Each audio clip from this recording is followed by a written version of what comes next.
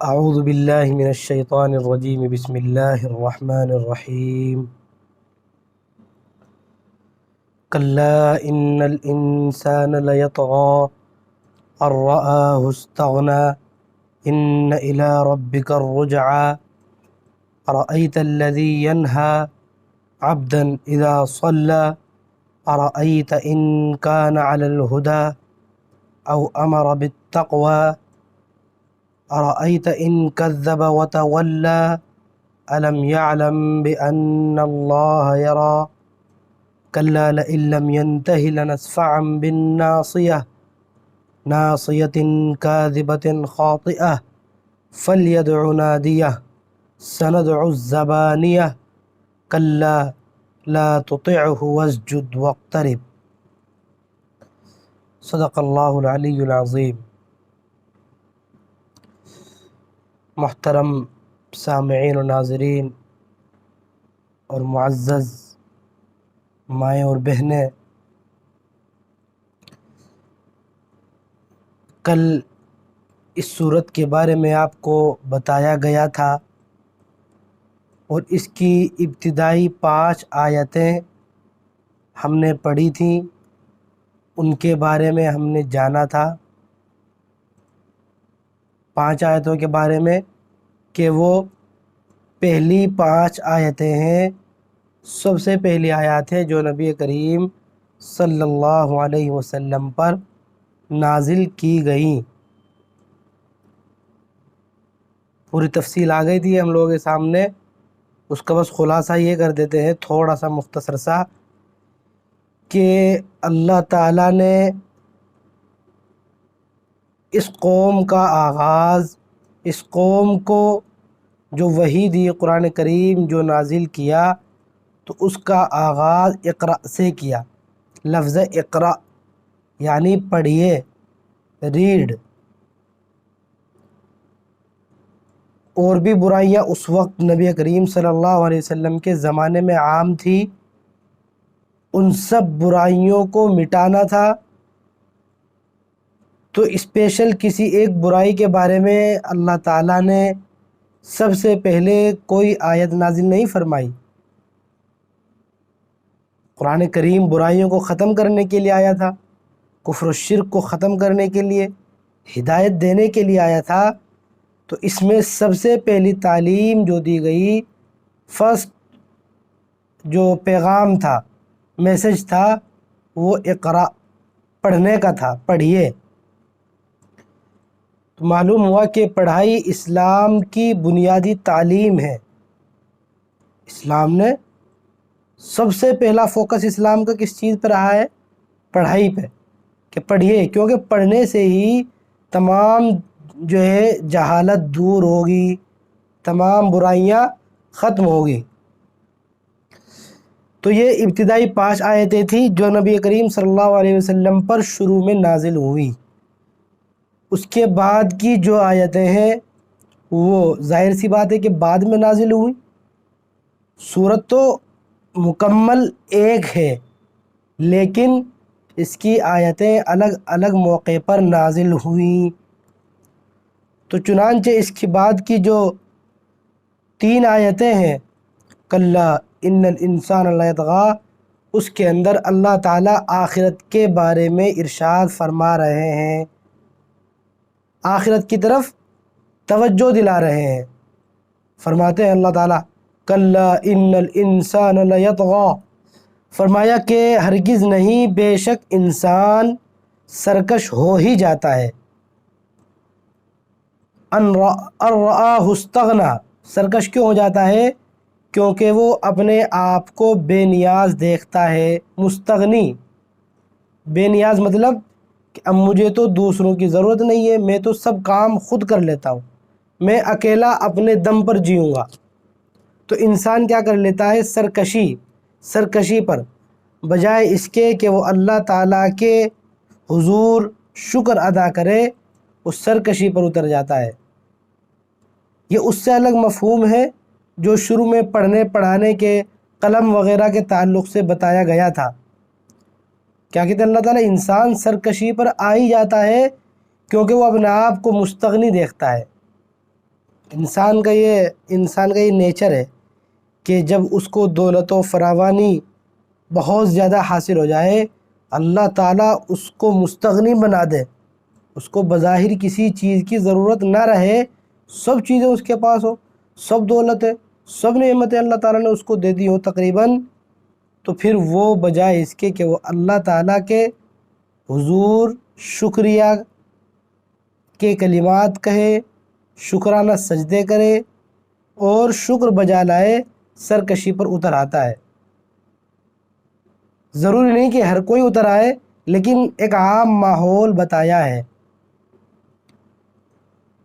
لیکن پھر بھی اس کے باوجود انسان دوسروں سے بے نیاز نہیں ہو سکتا۔ صرف اللہ تعالیٰ کی ذات ایسی ہے جس کو کسی کی ضرورت نہیں، باقی انسان کو کتنی ہی نعمتیں دی جائیں، کتنی ہی دولت دے دی جائے، لیکن وہ دوسروں کا محتاج رہتا ہے۔ اب آپ کہیں گے کہ فلاں شخص مثال کے طور پر جو سب سے بڑا مالک ہے، اسے لوگوں کی کیا ضرورت ہے؟ سب سے بڑا جو مالدار ہے اسے لوگوں کی کیا ضرورت ہے؟ تو یقین جانیے کہ وہ ایک لقمہ جو اپنے پیٹ میں پہنچاتا ہے، جب وہ کھانا کھاتا ہے، لقمہ ڈالتا ہے اپنے پیٹ میں، وہ اس لقمے پر غور کر لے، کیا اس نے اس لقمے کو حاصل کرنے کے لیے اکیلے محنت کی ہے؟ اپنے دم پر وہ لقمہ کھا رہا ہے؟ نہیں، ایسا نہیں، بلکہ سب سے پہلے اس میں کسان کی محنت ہے۔ ایک کسان، فارمر جو ہوتا ہے، وہ محنت کرتا ہے، سب سے پہلے وہ دانہ اگاتا ہے، پھر وہ اس کو پانی وغیرہ دیتا ہے، اس میں بڑھوتری ہوتی ہے، اس میں دانے نکلتے ہیں، پھر وہ کھیتی سے فصل کٹواتا ہے، اور وہ فصل پھر کٹ کر دوسری جگہ جاتی ہے جہاں پر اس کا آٹا بنتا ہے۔ تو اس طرح کتنے لوگوں کی محنتیں ہوتی ہیں اس انسان تک لقمہ پہنچنے کے لیے، کتنے لوگوں کا وہ ضرورت مند ہوتا ہے، وہ سب کام اکیلا تو نہیں کر سکتا۔ تو معلوم کیا ہوا کہ انسان کتنا ہی بڑا ہو جائے، کتنی ہی اس کو دولتیں اور نعمتیں مل جائیں، لیکن اس کو لوگوں کی ضرورت رہتی ہے، لوگوں کے بغیر اس کا کام نہیں چل سکتا۔ اللہ تعالیٰ نے یہ نظام ہی ایسا بنایا ہے کہ اس میں ایک دوسرے کی ہیلپ سے ہی انسان اپنی زندگی بسر کر سکتا ہے۔ تو معلوم کیا ہوا کہ انسان جو سرکشی پر اترتا ہے اور وہ سمجھتا ہے کہ میں مستغنی ہوں، استغنا، مستغنی ہوں، کسی چیز کی ضرورت نہیں ہے، تو ظاہر سی بات ہے اس کے اس دعوے میں کوئی حقیقت نہیں ہے، اسے لوگوں کی ضرورت ہے اور رہے گی۔ ایسی ذات جس کو لوگوں کی ضرورت نہیں ہے اللہ تعالیٰ کی ہے۔ فرماتے اللہ تعالیٰ اللہ الصمد، اللہ تعالیٰ بے نیاز ہے، محتاج الیہ ہے، لوگوں کو اللہ کی ضرورت ہے، اللہ کو لوگوں کی ضرورت نہیں۔ فرمایا ان الانسان لیطغی، بے شک انسان جو ہے سرکش ہو ہی جاتا ہے جب وہ اپنے آپ کو دیکھتا ہے کہ وہ مستغنی ہو گیا۔ اب اس کا علاج بتایا گیا ہے کہ اگر انسان جو ہے سرکش ہو جاتا ہے تو اس کا علاج کیا ہے؟ فرمایا ان الی ربک الرجعی،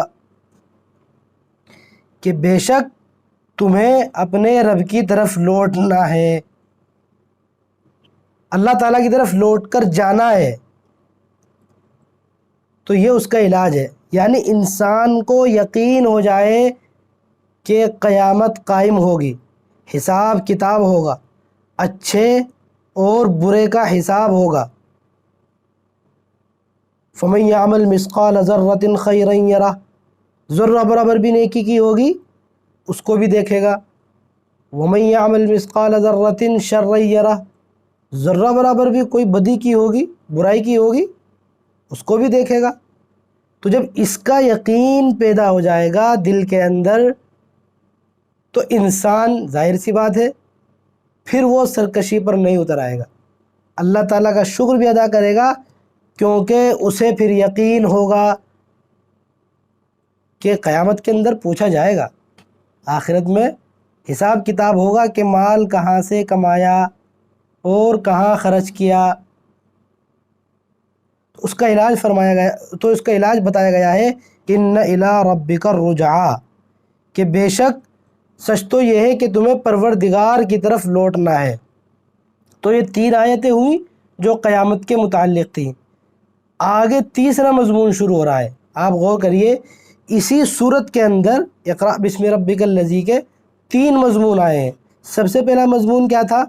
اللہ کے رسول صلی اللہ علیہ وسلم پر ابتدائی 5 آیتیں نازل ہوئیں، جس کے اندر اقرأ کی تعلیم، پڑھنے کے لیے قلم کی اہمیت وغیرہ بتائی گئی ہے۔ اس کے بعد 3 آیتوں میں کیا ارشاد فرمایا گیا؟ قیامت کے جو ہے قیامت کا تصور دلوایا گیا ہے۔ اس کے بعد سے یہ تیسرا مضمون شروع ہوتا ہے۔ یہ تیسرا مضمون کیسے شروع ہوتا ہے اس کے بارے میں تھوڑا سا آپ جان لیجئے۔ اس کا شان نزول یہ ہے کہ نبی کریم صلی اللہ علیہ وسلم جب مکہ کے اندر حرم شریف کے اندر اسلامی طریقے پر آپ نے نماز پڑھنی اسٹارٹ کی تو ابو جہل جو تھا کٹر دشمن تھا، تو وہ آپ کو اس سے روکنا چاہتا تھا۔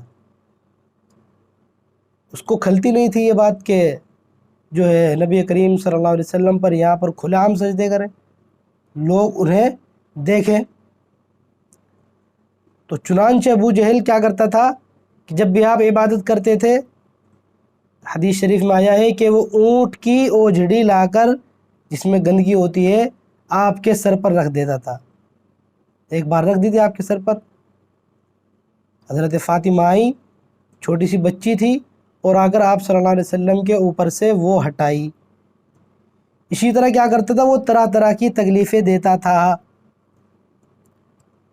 تو ایک دن کیا ہوا کہ حضرت ابو ہریرہ رضی اللہ عنہ کا بیان ہے، حدیث شریف میں آیا ہے کہ ابو جہل نے قریش کے لوگوں سے پوچھا، اور لوگ تھے ان سب سے پوچھا، اپنے جو حواریین تھے، فرینڈز تھے اس کے، ان سے کیا پوچھا کہ کیا یہ محمد صلی اللہ علیہ وسلم یہ تمہارے سامنے بھی اپنا سر جو ہے زمین پر ٹیکتے ہیں، اپنا منہ ٹکاتے ہیں زمین پر؟ اس طرح کے الفاظ کہہ رہا تھا، اپنا سر زمین پر رکھتے ہیں، تمہارے سامنے بھی ایسا کرتے ہیں؟ تو سب نے کہا، چونکہ سب دیکھتے تھے تو کہا کہ ہاں ایسا کرتے ہیں وہ۔ تو ابو جہل کو جو ہے غصہ آ گیا، اس نے یہ کہا کہ لات و عزیٰ کی قسم، لات و عزیٰ ان کے بتوں کا نام ہے جن کو وہ پوجتے تھے، لات و عزیٰ وہ ان کی قسم کھا رہا تھا، کہہ رہا ہے لات و عزیٰ کی قسم، اگر آئندہ میں نے ان کو دیکھا، نعوذ باللہ، اگر میں نے نبی کریم صلی اللہ علیہ وسلم کو اس طرح کرتے ہوئے دیکھا تو نعوذ باللہ میں ان کی گردن پر اپنا پاؤں رکھ کر زمین سے رگڑ دوں گا، ان کے منہ کو زمین سے رگڑ دوں گا، نعوذ باللہ من ذالک۔ تو یہ کہا اس نے، تو چنانچہ ایسا ہوا، اور وہ بڑھا، نبی کریم صلی اللہ علیہ وسلم عبادت کر رہے تھے تو وہ بڑھا آپ کی طرف، لیکن جیسے ہی وہ بڑھا فوراً پیچھے ہٹتا ہوا نظر آیا۔ لوگوں نے پوچھ لیا کیا ہوا، نہیں گئے، پیچھے کیوں ہٹا گئے، جو ہے پیچھے کیوں ہٹ گئے ہو؟ ابو جہل نے کہا کہ میرے اور ان کے درمیان مجھے ایسا محسوس ہوا کہ آگ کی ایک خندق ہے، پوری بہت بڑی آگ جل رہی ہے، اور پروں والی کوئی مخلوق آئی ہے، پر والی جس کے پر ہوتے ہیں، کوئی مخلوق آئی ہے، تو مجھے ایک دم فوراً ڈر لگ گیا، میں پیچھے ہٹ گیا۔ تو نبی کریم صلی اللہ علیہ وسلم نے فرمایا کہ اگر وہ قریب آ جاتا، یعنی جب میں عبادت کر رہا تھا، اگر وہ قریب آ جاتا تو فرشتے اس کے چتھڑے اڑا دیتے، اس کو تہس نہس برباد کر دیا جاتا۔ تو جب اس نے یہ الفاظ کہے اور وہ آپ کو روکتا تھا تو یہ آیتیں نازل ہوئیں۔ آگے جو آیتیں ہیں یہ پورا بیان گویا ابو جہل کے بارے میں کہا جا رہا ہے، ابو جہل خبیث ملعون کے بارے میں کہا جا رہا ہے۔ اپنا آپ کو بہت بڑا ترم خواہ سمجھتا تھا، غرور و تکبر اتنا تھا، اتنا زیادہ تھا کہ جب جو ہے جنگ بدر کے اندر اس کا سر قلم کیا جانے لگا تو کیا بول رہا ہے اس سے کہ جو قتل کر رہا تھا کہ میرا سر جو ہے تھوڑا نیچے سے قلم کرنا، میرا سر تھوڑا نیچے سے قلم کرنا۔ کیوں؟ کیونکہ جب نیزوں پر بلند کرو گے، کیونکہ جب سر کاٹ دیتے ہیں تو نیزے پر رکھ کر اس کو بلند کرتے ہیں، تو جب نیزے پر رکھو گے تو میرا سر اور بلند ہوگا، میں وہاں بھی اونچا رہوں گا۔ اس قدر گھمنڈ، غرور و تکبر، ہار ماننے کو تیار نہیں ہوتا تھا، کسی بھی جنگ میں ہار نہیں مانتا تھا۔ بہت بڑا بہادر، نڈر، بے باک، فیاض بھی تھا، سخی بھی تھا، کھانا کھلاتا تھا۔ گویا شخصی اعتبار سے اگر اس کا کمپیریزن کیا جائے تو گویا حضرت عمر جیسا تھا، آپ یہ مان لیجئے۔ اس لیے اللہ کے رسول صلی اللہ علیہ وسلم نے دعا فرمائی تھی کہ اللہ جو ہے اسلام کو تقویت دے، حضرت عمر کے ذریعے سے یا پھر ابو جہل ابن ہشام کے ذریعے سے، یا تو حضرت عمر کو جو ہے اسلام میں داخل کر دیجئے یا ابو جہل کو۔ تو اس قدر جو ہے اس کے اندر پاور تھی، سب کچھ تھا، لیکن سب پاور دھری کی دھری رہ گئی، کوئی کام نہیں آئی۔ حضرت عمر کی وہی پاور جو تھی وہ اس کا رخ اسلام کی طرف مڑ گیا تو آپ کو رضی اللہ عنہ ورضوا عنہ کا لقب مل گیا۔ ساری دنیا آج آپ کا تذکرہ کرتی ہے، حضرت عمر رضی اللہ عنہ سب کو جو ہے سب آپ کا تذکرہ کرتے ہیں۔ تو اسی ابو جہل کے بارے میں یہاں پر دیکھیے کیا کیا کہا جا رہا ہے۔ اللہ تعالیٰ کہہ رہے ہیں ارأیت الذی ینہا، کہ کیا تم نے دیکھا ہے اس کو کہ جو روکتا ہے، عبدن ایک بندے کو، اذا صلی جب وہ نماز پڑھتا ہے۔ دیکھ رہے ہو اسے کہ ایک بندے کو جو نماز پڑھتا ہے اسے روک رہا ہے۔ ارأیت ان کان علی الہدی، چلیے روک رہا ہے ٹھیک ہے، لیکن جس کو روک رہا ہے وہ کوئی غلط کام تھوڑا ہی کر رہے ہیں، وہ ہدایت پر ہے اور یہ باطل پر ہے، یہ غلط ہوتے ہوئے حق کام کو اور سچے کام کو روک رہا ہے، یہ تو بڑے تعجب کی بات ہے۔ ارأیت ان کان علی الہدی، فرماتے ہیں کہ بھلا بتلاؤ کہ اگر وہ نماز پڑھنے والا ہدایت پر ہو، جو نماز پڑھ رہے وہ ہدایت پہ ہے، او امر بالتقوی، یا تقوی کا حکم دیتا ہو۔ اللہ کے رسول صلی اللہ علیہ وسلم کی تعلیم یہی تھی، تقوی اختیار کرنا، اللہ تعالیٰ سے ڈرنا۔ تو جو نماز پڑھنے والا ہدایت پر ہو آلریڈی اور تقوی کی تعلیم دیتا ہو، ایسے شخص کو نماز سے روکنا کس قدر اس کی بات ہے، گمراہی کی، کتنی ذلیل حرکت ہے، نیچلی حرکت ہے۔ تو اسے شرم دلائی جا رہی ہے، اور شرم تو آئے گی بھی نہیں، اس کو شرم دلائی جا رہی ہے، اور پوری دنیا کے سامنے قیامت تک اس کو رسوا کیا جا رہا ہے کہ کیا تم نے دیکھا ہے اس شخص کو جو روکتا ہے ایک بندے کو جو نماز پڑھے، اور کیا تم نے سوچا کہ اگر وہ ہدایت پر ہے نماز پڑھنے والا، یا وہ تقوی کی تعلیم دیتا ہے، تو پھر تو اور زیادہ بری بات ہے۔ ارأیت ان کذب وتولی، بھلا بتلاؤ اگر وہ روکنے والا حق کو جھٹلاتا ہو اور منہ موڑتا ہو۔ یہ ابو جہل کے بارے میں کہا ہے کہ روکنے والا کون ہے؟ جو جھٹلاتا ہے، جھوٹا ہے، جھوٹا اس معنی میں کہ اللہ کو نہیں مانتا، جھٹلاتا ہے اللہ کو، رسول کو، وتولی منہ موڑ لیتا ہے، اسلام کی تعلیم کی طرف توجہ نہیں دیتا، اللہ کی عبادت کی طرف سے بھاگتا ہے، منہ موڑتا ہے۔ تو روکنے والا جھوٹا ہو، اللہ کو جھٹلاتا ہو، منہ موڑتا ہو، اور ایسے شخص کو روک رہا ہو، ایسے نماز پڑھنے والے کو روک رہا ہو جو ہدایت پر ہو، جو تقوی کی تعلیم دیتا ہو، تو یہ تو بہت ہی ذلت والی بات ہے۔ تو یہی فرمایا گیا، اور آگے اس کو دھمکی دی گئی، ابو جہل کو دیکھیے کیا کہا ہے، الم یعلم بان اللہ یرا، کیا اسے معلوم نہیں ہے کہ اللہ تعالیٰ دیکھ رہا ہے؟ اسے لگتا ہے کہ اسے ابھی معلوم نہیں ہے کہ اللہ تعالیٰ دیکھ رہا ہے۔ اللہ تعالیٰ جو ہے اپنے داعیوں کو دیکھتا ہے، دیکھنے کا مطلب یہ نہیں کہ وہ دیکھتا ہے خالی، بلکہ حفاظت فرماتا ہے۔ حفاظت فرمانے سے مراد ہے، قرآن کریم میں آیا بھی ہے واللہ یعصمک من الناس، کہ جو حق کا داعی ہے، جو حق کا پرچم لے کر اٹھے گا، حق کی دعوت لے کر اٹھے گا، اللہ تعالیٰ تمہاری حفاظت فرمائیں گے لوگوں سے۔ باقاعدہ اعلان کیا گیا ہے قرآن کریم کے اندر، تو فرمایا گیا کہ کیا وہ نہیں جانتا کہ اللہ تعالیٰ اس کو دیکھ رہا ہے، کہ اللہ تعالیٰ دیکھ رہا ہے۔ اس کو معلوم ہو جانا چاہیے کہ ہم دیکھ رہے ہیں، اور جس کو ہم دیکھ رہے ہوں، جس کی اللہ تعالیٰ حفاظت کرے، مشہور ہے کہ جس کو اللہ رکھے اسے کون چکھے۔ جس کی حفاظت اللہ تعالیٰ فرما دے تو کشتی اگر ڈوبنے والی ہو وہاں سے بھی بچ جاتی ہے، اور جس کی حفاظت اللہ نہ کرے تو اگر اس کی کشتی بالکل کنارے پہنچ گئی ہے وہاں بھی ڈوب جائے گی اس کی کشتی۔ تو اللہ تعالیٰ کہہ رہے ہیں کہ کیا وہ نہیں جانتا کہ اللہ دیکھ رہا ہے۔ اب دیکھیے الفاظ دیکھیے آپ کتنے سخت ہیں، کتنا تلخ لہجہ ہے۔ کلا لئن لم ینتہی لنصفعا بالناصیہ، کہ اگر وہ باز نہیں آیا نا، لئن لم ینتہی، اگر وہ باز نہیں آیا اپنی ان حرکتوں سے، لنصفعا بالناصیہ، تو اسے پیشانی کے بال پکڑ کر گھسیٹیں گے۔ ابو جہل کو دھمکایا جا رہا ہے اور ڈرایا جا رہا ہے کہ پیشانی کے بال پکڑ کر ہم گھسیٹ دیں گے اسے۔ کلا لئن لم ینتہی لنصفعا بالناصیہ ناصیۃ کاذبۃ خاطیہ، اور زیادہ بے عزتی کی کہ جو پیشانی، جس پیشانی کے بال ہم کھینچیں گے، یہ پیشانی کیسی ہے؟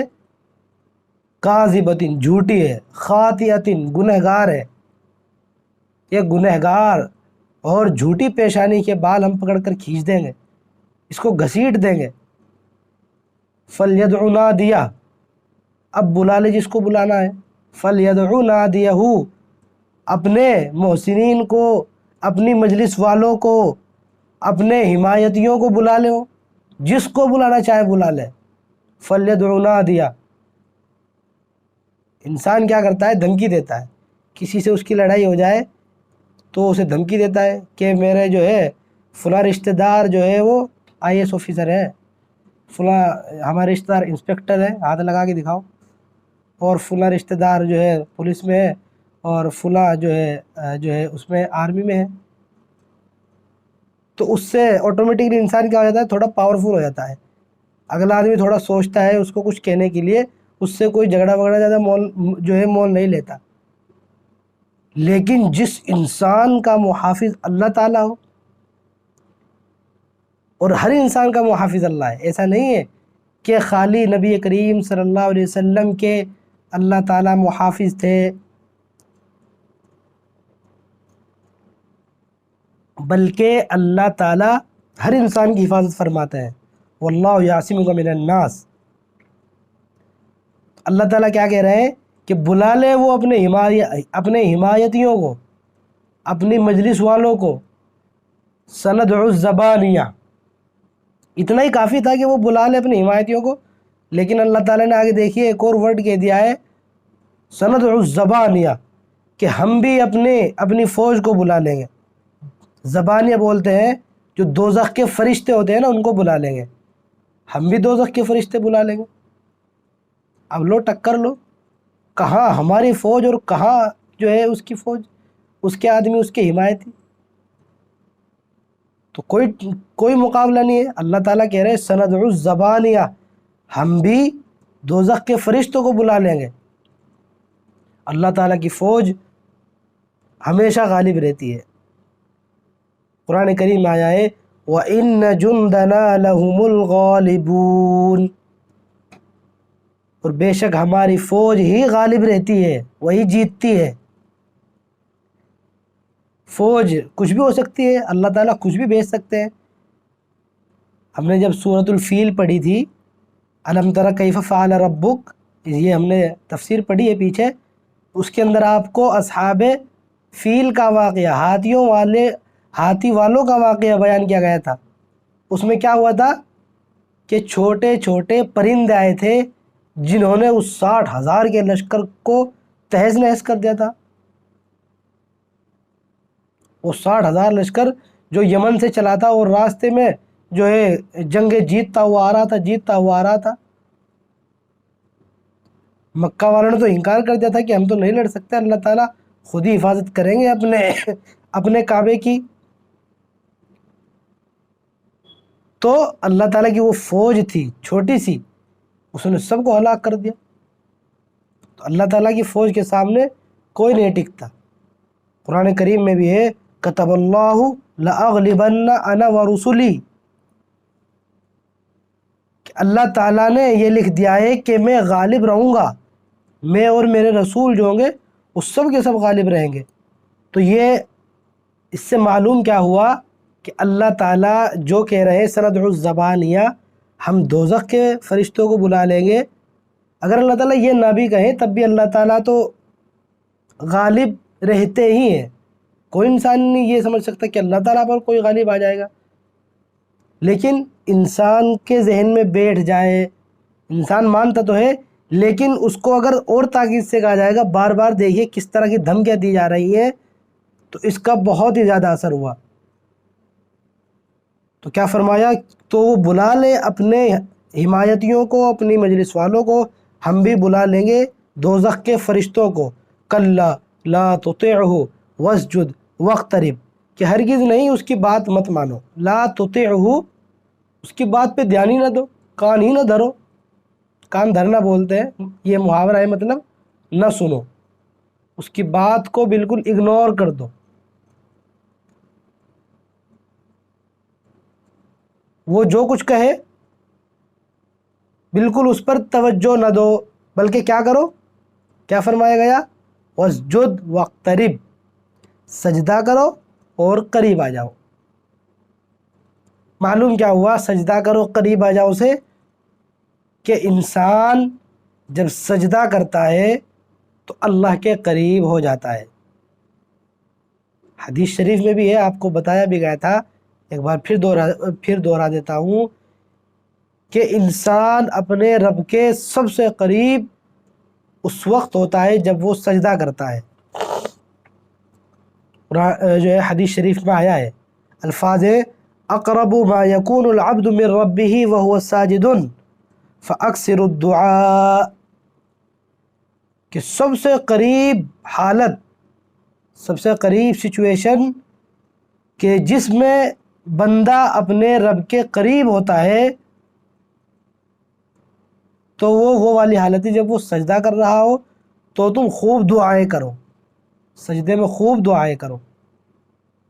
تو چنانچہ ہمیں سجدے میں دعائیں کرنی چاہیے، فرض نماز کے علاوہ جو ہے، فرض نماز میں تو اجازت نہیں ہے، لیکن جو ہم نفل پڑھیں اس میں ہم سجدے میں دعا کریں اللہ تعالیٰ سے، عربی میں دعائیں کریں، کچھ دعائیں پڑھ لیں استغفار وغیرہ، اور دعائیں آتی ہیں،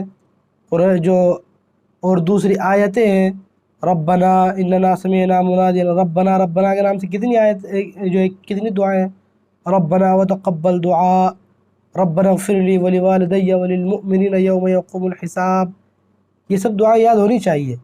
دیکھیے کتنی اچھی دعا ہے یہ والی، ربنا وتقبل دعا، کہ ہمارے رب ہماری دعا کو قبول فرما، ربنا اغفر لی، اے ہمارے رب ہماری مغفرت فرما، ولوالدی، ہمارے والدین کی مغفرت فرما، وللمؤمنین، اور مومنین کی مغفرت فرما، یوم یقوم الحساب، اس دن جس دن حساب قائم ہوگا، حساب و کتاب جس دن ہوگا، تو دعائیں یاد کر لینی چاہیے۔ تو معلوم کیا ہوا کہ سجدہ جو ہے انسان کو اللہ تعالیٰ کا قرب عطا کرتا ہے، اللہ تعالیٰ سے قریب بناتا ہے۔ یہ ایک سجدہ جسے تو گراں سمجھتا ہے، علامہ اقبال نے کہا ہے، یہ ایک سجدہ جسے تو گراں سمجھتا ہے، ہزار سجدے سے دیتا ہے آدمی کو نجات۔ یعنی اللہ کے سامنے جو ہم ایک سجدہ کرتے ہیں، یہ ایک سجدہ ہمیں ہزاروں سجدے سے بچاتا ہے۔ مطلب کیا ہوا، آپ دیکھ لیجئے جو غیر اللہ کو مانتے ہیں، جو اللہ کو نہیں مانتے، ان کے معبود دیکھ لیجئے کتنے معبود ہیں، اب اس کے آگے سر جھکانا ہے، اب دوسری مورتی کے آگے سر جھکانا ہے، اب تیسری مورتی کے آگے سر جھکانا ہے تو جو ہے سجدے الگ الگ طریقے کے ہوتے ہیں، 1000 جگہ وہ سجدے کرتا ہے، لیکن جس نے اللہ تعالیٰ کے سامنے سجدہ کر لیا، جو ایک اللہ کے سامنے سجدہ کرے گا، ایک اللہ کو مانے گا، تو اس کو ان تمام جو ہزاروں سجدے ہوتے ہیں ان سے نجات مل جاتی ہے، کیوں جو ایک اللہ کو مانے گا پھر وہ دوسروں کے سامنے سجدہ نہیں کر سکتا، اس کو اجازت بھی نہیں ہے۔ اس لیے کتنا معنی خیز شعر کا ہے، یہ ایک سجدہ جسے تو گراں سمجھتا ہے، 1000 سجدے سے دیتا ہے آدمی کو نجات۔ گراں یعنی بھاری، کہ ایک سجدہ بھاری لگتا ہے تمہیں۔ وَإِنَّهَا لَكَبِيرَةٌ إِلَّا عَلَى الْخَاشِعِينَ، قرآن میں آیا ہے کہ یہ نماز جو ہے، جو ہم نماز پڑھتے ہیں، یہ بڑی بھاری ہے، بھاری لگتی ہے، لیکن جو خشوع و خضوع والے ہیں ان کے لیے کوئی بھاری نہیں ہے، کوئی مشکل نہیں ہے ان کے لیے اس میں۔ تو معلوم کیا ہوا کہ سجدہ جو ہے وہ اللہ ہم سجدے کی حالت میں ہوتے ہیں تو اللہ کے سب سے زیادہ قریب ہوتے ہیں۔ تو فرمایا لا تطیعوا، اس کی بات پر دھیان مت دو، واسجد، اور سجدہ کرو، واقترب، اور قریب آ جاؤ۔ یہاں پر یہ آپ کو معلوم ہونا چاہیے کہ یہ سجدہ تلاوت یہاں پر ہم پر جو ہے واجب ہو جاتا ہے۔